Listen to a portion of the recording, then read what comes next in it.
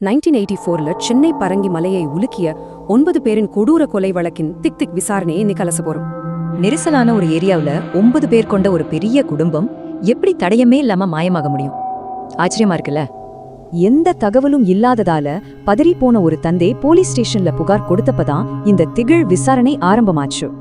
கொஞ்சம் யோசிச்சு பாருங்க, 6 மாசம் குழந்தை உட்பட ஒரே குடும்பத்தை சேர்ந்த 9 பேர், கொஞ்சம் கூட தடயமே இல்ல. மைத்துனர் ஜெயபிரகாஷ் மட்டும் வீட்ல இருந்தான்.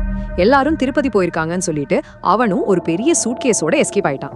பூட்டிய வீட்டை போலீஸ் உடைச்சு உள்ள போனதும் ரொம்ப ஸ்ட்ராங்கான ப்ளீச்சிங் பவுடர் வாசனையும் ஊதுபத்தி வாசனையும் அவங்கள வரவேற்றது. அந்த கெமிக்கல் வாசனையை வச்சு தேடின இன்ஸ்பெக்டர் கணேசன் பெட்ரூம்ல மட்டும் புதுசா சிமெண்ட் பூசியிருந்தத ரொம்ப ஷார்ப்பா கவனிச்சாரு. அந்த சிமெண்ட்டை உடைச்சு பார்த்த போலீஸுக்கே பெரிய ஷாக். அந்த அமைதியான வீட்டுக்குள்ளேயே 9 பேரின் உடல்கள் புதைக்கப்பட்டிருந்தது. தப்பி ஓடிய ஜெயபிரகாஷ பிடிக்க போலீஸ் வலை வீசினாங்க. சரியா 10 நாளுக்கு அப்புறம் யாரும் எதிர்பார்க்காத ஒரு இடத்துல திருப்புமுனை கிடைச்சது. மே 13 அன்னைக்கு மழையில நனைஞ்சபடி தர்மபுரியில இருக்கிற அவனோட அப்பா கோவிந்தசாமி வீட்டுக்கே தஞ்சம் கேட்டு வந்து நின்னான் ஜெயபிரகாஷ். பெத்த மனம் கேட்கல.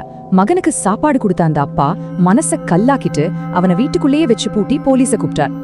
அவனை சும்மா விடாதீங்க, தூக்குல போடுங்கன்னு அந்த அப்பா கதறியது இந்த சம்பவத்தோட உச்சகட்ட வலியை நமக்கு உணர்த்துது. விசாரணையில யாரோ வந்து கொன்னுட்டாங்கன்னு ஜெயபிரகாஷ் கதவிட்டான். ஆனா போலீஸ் அவனோட பொய்களை ஈஸியா கண்டுபிடிச்சிட்டாங்க. எப்படி தெரியுமா? குழந்தைய கொன்னவங்க உன்னை மட்டும் ஏன் உசுரோட அறையில பூட்டி வைக்கணும்? போலீஸோட இந்த லாஜிக்கலான கேள்வியில அவனோட பொய் உடைஞ்சது. வேலை இல்லாத விரக்தி, குடும்பத்துல அடிக்கடி நடந்த சண்டை, அவமானம், இதுதான் அவனுக்குள்ள ஒரு பெரிய வன்மத்தை விதைச்சிருக்கு. ஒரு உறவுக்கார பெண்ணை தப்பா பார்த்தத வீட்ல தட்டி கேட்டிருக்காங்க. அந்த சின்ன சண்டை தான் இவ்ளோ பெரிய விபரீதத்துக்கு காரணம். விடியற்காலை 4 மணிக்குள்ள முதல் கொலைய மறைக்கிறதுக்காக வீட்ல தூங்கிட்டு வந்த எல்லாரையும் ஒருத்தர் விடாம ஈவிரக்கமே இல்லாம கொன்னிருக்கான். ஆதாரத்தை அழிக்கிறதுக்காகவே ப்ளீச்சிங் பவுடர், புது சிமெண்ட் மேடை, திருப்பதி போனாங்கங்கிற பொய் கதைன்னு எல்லாத்தையும் ரொம்ப கிரிமினலா பிளான் பண்ணிருக்கான். சென்னை போலீஸோட தரமான தடயவியல் ஆய்வும் ஸ்மார்ட்டான விசாரணையும் தான் இந்த கொடூரமான குற்றவாளிக்கு சரியான தண்டனை வாங்கி கொடுத்துச்சு.